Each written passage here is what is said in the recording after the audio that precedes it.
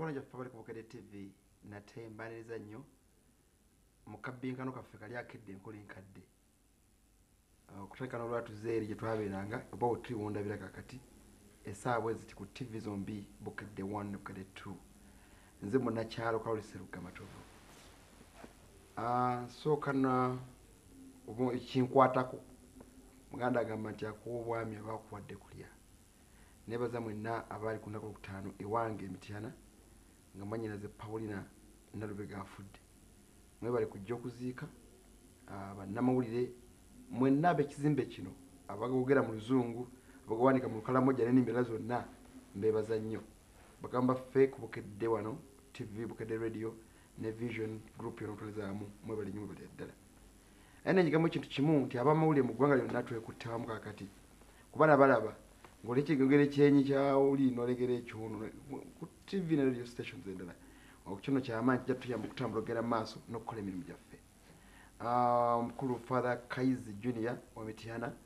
bwana mukulu Father Agostino Lukenge ne Father Mudduse owa Matiya Sebutemba nkwebaza okujjanjaba abantu baffe na byonna bye wakola n'abala mwenna mbebaziza nnyo mwebale ddala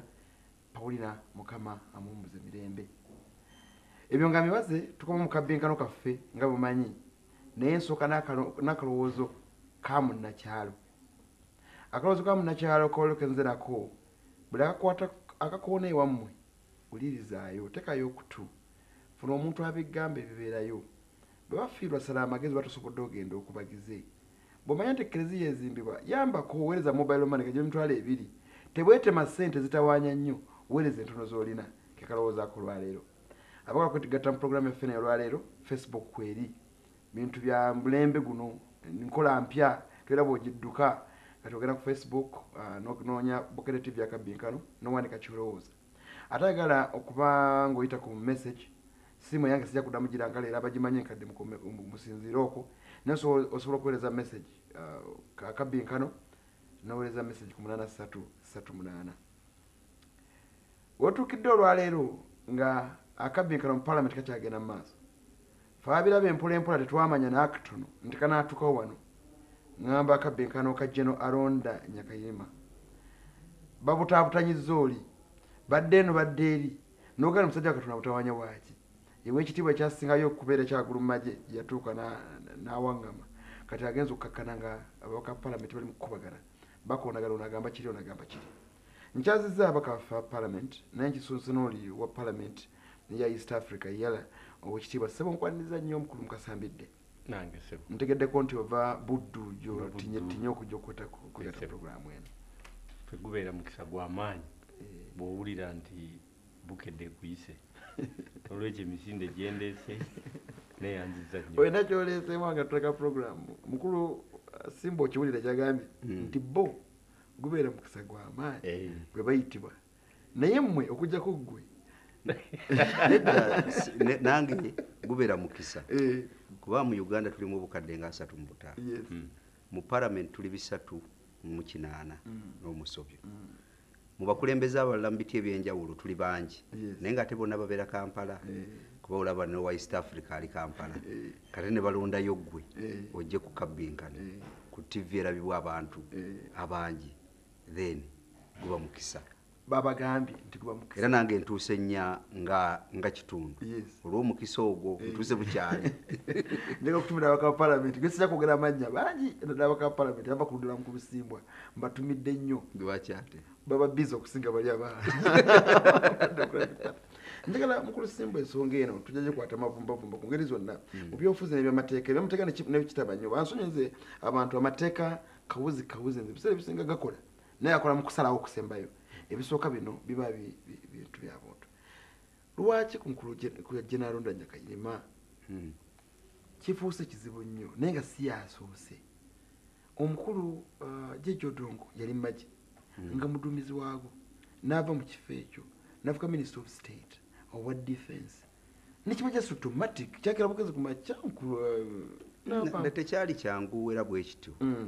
era nawo ku mukulu Jeje Odongo waliwo okusika omugwa naye kyayanguya ensonga ya Jeje Odongo ye ng'omuntu nze ndowooza ye ng'omuntu yakkiriza mangu nnyo ekyo kyali kimugambibwa Parliament n'addayo mu bakama be ne bakama be ne bamuta n'alitayalinga mu magye bwe yamala okulitayalinga mu magye n'aleeta obukakafu obukakasa nti alitayalinze mu magye yasobola okukkirizibwa akakiiko ka palamenti n'aweebwa ekifo kya minisita ekitabaddeewo ku mukulu General Londa Nyakayirima. Enjawulo eriwo nti ku luli omuwabuzi wa gavumenti yakiraba nti kyali kyetaagisa okulizayininga oba okulitayalinga mu magye. Manyi biri bibiri, waliwo resignation ne retirement. Naye yakiraba nti kyali kyetaagisa okulitayalinga mu magye era na mu mbeera eyo omukulu ono Jeje Odongo n'alitayalinga. Naye ku luno Attorney General aleeseewo entaputa y'amateeka abasinga obungi ge batakwataganya na presidency yaliwo ate n'amateeka amalala. So nkireetawo okusika omugwa nti newakubadde omukulu alonda Nyakayirima yakajja mu palamenti emirundi egiwera ne wakyaliwo okusika omugwa okusinziira ku ntegeera y'amateeka nga buli omu bwagala. Mbuuza oli yali muwabuzi wa gavumenti nakatino muwabuzi wa gavumenti ng'oggyako personalities oba bakyuse naye sirowooza nti bakyuse si y'omu bakyuka abantu bakyuka naye kati entegeera y'amateeka yona ono yagamba nti eri yali nsobi ono aliwo kati era mu kuwabulako yagamba nti eri yali nsobi ey'okulaba nti oli yawalirizibwa okulitayalinga mu magye ye okusinziira ku ndaba gy'alabamu nga legal advisor wa gavumenti yali alaba nti tekyali tekisaanidde oli naye okulizayininga. Naye ng'ate ekituufu bannaffe abali mu mateeka bajja twongera tunyonnyola waliwo ebintu ebikulaga nti kyandibadde kirungi nnyo omukulu alizayininge naye ate bw'ogenda obikkula ate era osangayo ebirala ebireesewo kalumwa nnyo era kivuddeko buli omu kubeera n'endowooza ye kubanga ensonga terambikiddwa bulungi naddala mu nsonga ennene mu ssemateeka omunene. Kyekyo singa kyadde kyangu nga kirambikiddwa bulungi tewandibadde nnyo okusikamu. So yembeera eyo mu ttambula. Omukyala Kadaga agambye nti basazeewo olwaliro basazeewo beebuuze kakiiko oba abantu independent legal experts babeebuuzeeko balabe kye balowooza ku kino basobole okudda nga kye boogera tekikontana mu mateeka. Mukulu mbidde ekyo kitegeere otya Oweekitiibwa Sipiika kyatayogedde naye nga kyategeeza agamba nti oba oli awo mu kutaputa amateeka buli muntu agazizza ku ludda okusinziira ku kikyayagala kikolebwe. Naye njagala abatulaba bw'oba oyagala okutegeera ensonga eno bulungi olina ebintu by'osooka okussa mu mutwe. Ekisooka General Londa Nyakayirima member wa parliament ali ku gye bayita special status eyateekebwawo mu ssemateeka ng'eri special kawaayiro ndooza kali 198 nga wa UPDF. Ekyo kimu. Waliwo ebintu by'olina okutunuulira nga tonaba kukola ntaputa ey'amateeka okugamalayo. Ekyokubiri nti cabinet yateekebwako nayo akawaayiro kaayo akagiteekawo mu ssemateeka naye tewaliwo special status mu cabinet. Tekagiwa special, tewaliwo gobawa, tewaliwo kifo mu cabinet oba mu executive kye bayita ekya special status. Ekyo ekatebe ebintu bibiri omuntu alina okubimanya. Ekyokusatu ssemateeka ateekawo qualifications as a member of parliament. Ate ssemateeka takola buli kimu takiteekawo wabula akkiriza amateeka amalala gakolebwe nga gasinziira mu ssemateeka oyo nago gakolewo qualifications. Kakati amateeka amalala agakkirizibwa mwe muli ne Parliamentary Elections Act nayo neeteekawo qualifications. Kakati ssemateeka y'omu n'agamba nti omuntu okubeera minisita ateekeddwa okuba nga ali qualified okubeera okulondebwa nga member wa parliament. Kakati awo wotandikira General Londa Nyakayirima asobola okukwata empapula n'agenda mu electoral commission ne bamunominatinga ne yeesimbawo babuuzago. Anti kati era ekikulu ekirungi omukulu saagala oyogere special status eyo gireke eyo special status eteekebwawo era eyina etteeka mwegenda baliyita UPDF Act eyo njagendayo naye togenda ye asobola okukwata is he qualified kyenamugambye okusooka nti waliwo buli omu wataputira etteeka nga ligenda musuutinga mu ngeri nti akatundu kayogeddeko akatuufu akateekawo cabinet kagamba nti president waddembe okulonda baminisita mu babaka ba parliament tekawulawo oba ababazze nga special kuba n'abaliyo nga special era alondamu mu bavubuka alondamu mu bakyala alondayo ne mu bakadde alondamu abagira mu biti ebyo namwe asobola okulondamu ne mba independent naye noono Nyakairima mu kiti ekyo kyennyini kuba ennyingo bonna baleeta ereeta ne mu baddipi yani badde alondamu ennyingo baleeta mukulumbidde nga tulakumbuuza muganda wono nyina kantu kempuliddemu awo ogambe special status ereeta abavubuka nereeta abakyala nereeta abalema abakozi bonna bagira n'abajaasi ate ne wabaawo abalondebwa abalala bonna abalondebwa nga mwe muli aba DP aba UPC aba NRM naye bakugambye bw'oba oyagala kukozesa akakawaayo kitegeeza ne mu DP abasobola okulondamu naye lwaki tasobola nebuuza lwaki y'omujaasi special status omujaasi ayawukana special status omuvubuka kati buli special status eyo eyina etteeka lyayo mwejjira kakati Youth Act tegaana president kulonda mu bavubuka UPDF Act section 99 egamba nti omuntu yenna okugenda mu politics ayina okuresigninga from the army kakati lyetteeka erisindika mwami alonda kakati ate president bw'aba ayina eddembe okulonda mu babaka ba parliament article 2 emugamba nti ye buli mulimu gwakola omuntu yenna ayina okugoberera semateeka kyagamba semateeka nyonyola bulungi mukulonda bamugaana ki mu tteeka bamugaana okujja mu parliament tasobola kugenda mu kuyingira mu politics kakati kono okujja mu parliament bateekawo special provision eya semateeka eteekayo aba UPDF nga basinziira bw'oba okebera mu preamble eya semateeka nti mu byafaayo bya Uganda ebisinga okutuleetera ebizibu mwe muli n'amagye mu byafaayo kati ne bagamba amagye gano gagende nga gategeera ebigenda mu maaso nga gatwalayo n'endowooza yaago ng'amaki n'olwekyo abo bagira mu special status era balina ne special provision eya semateeka bo mwe bagira ne batuula era tukkirizibwa bataataaganya kakati bw'ogamba nti obalonde obateeke mu cabinet terina boundaries terina special status cabinet kitegeeza minisita gundi president akuba bukubi simu n'agamba nkiikirira wali cabinet erina collective responsibility ne ku byobufuzi kakati tosobola kutwala muntu ng'ali mu magye nga etteeka lye lyennyini eri mu magye limuganye etteeka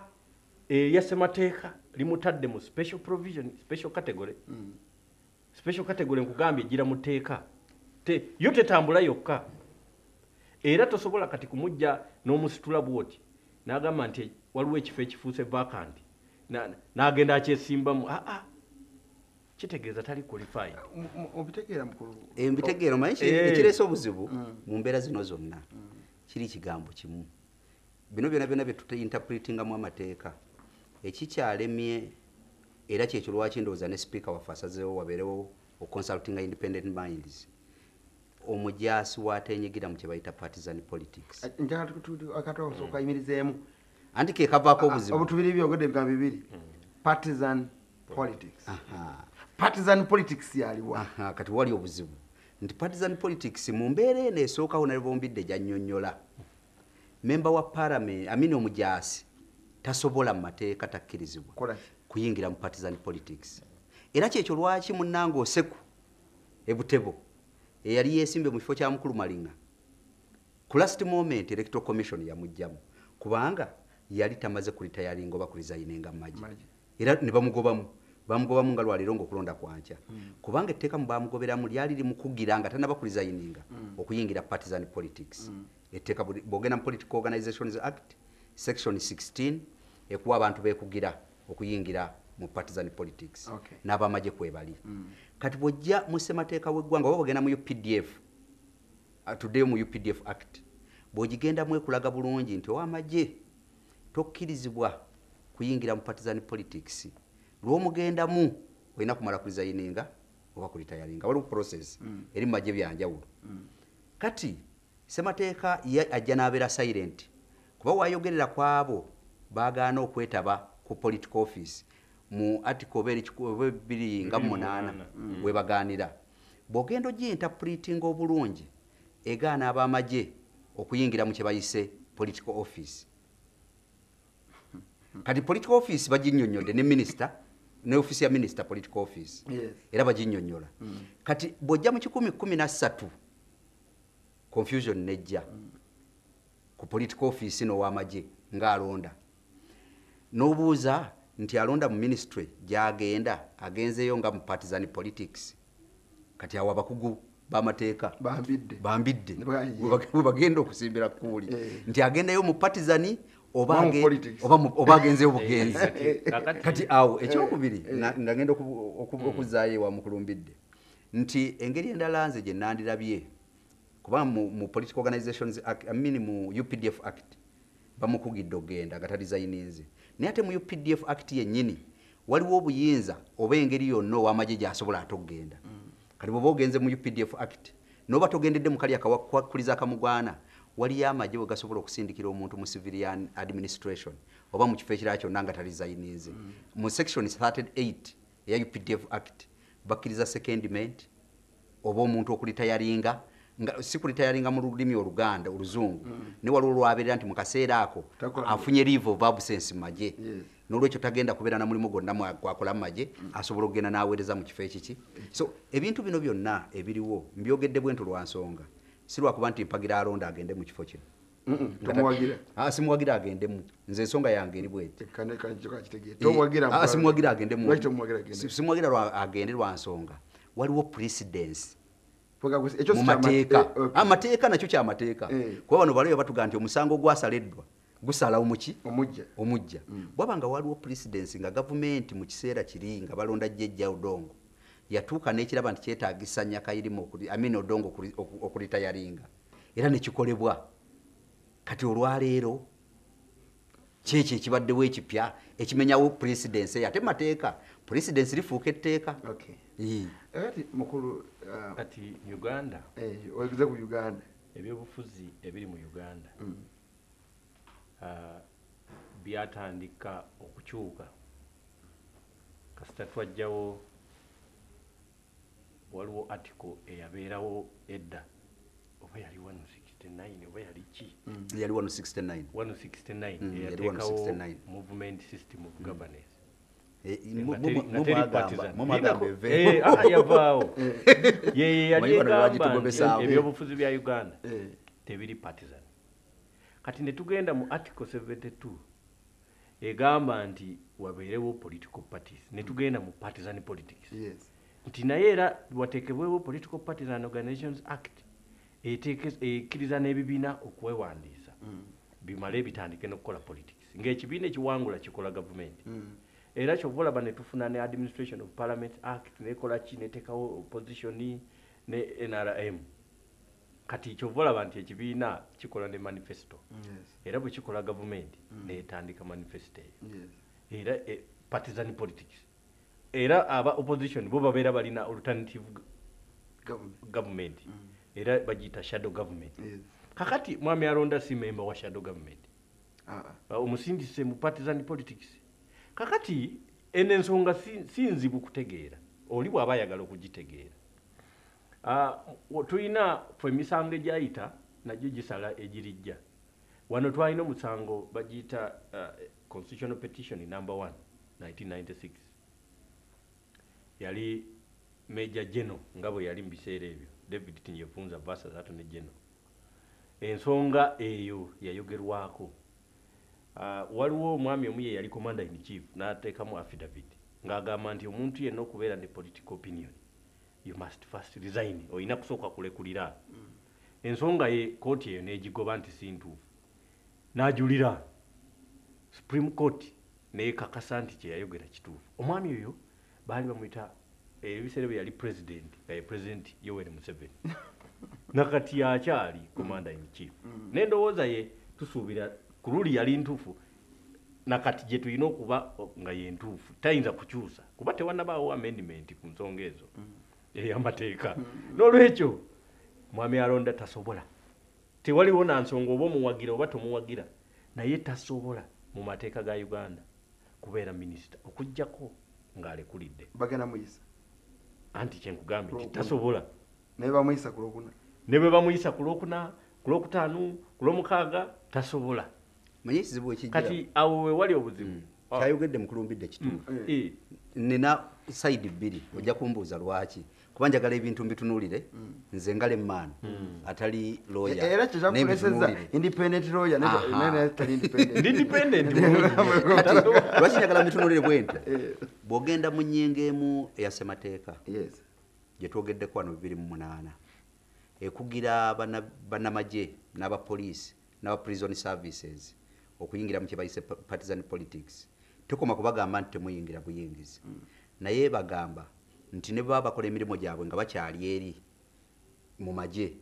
tebateekeddwa kwogera bintu bikwata ku byabufuzi oba okuwagira endowooza y'ekibiina nga boogera ku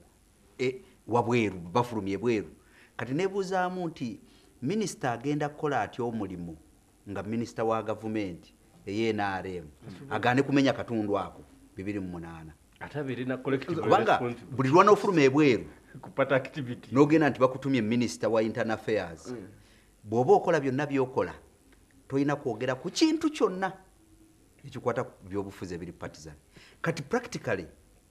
etteeka eryo 2008 likugira abaffe omukamanda in chief talina buyinza na mukisa gwe okudeployinga n'okwetumira abajaasi abali wansi we okola emirimu kati ekyakirina bwati katukomewo omanyi naye wadde ye commander in chief naye resigning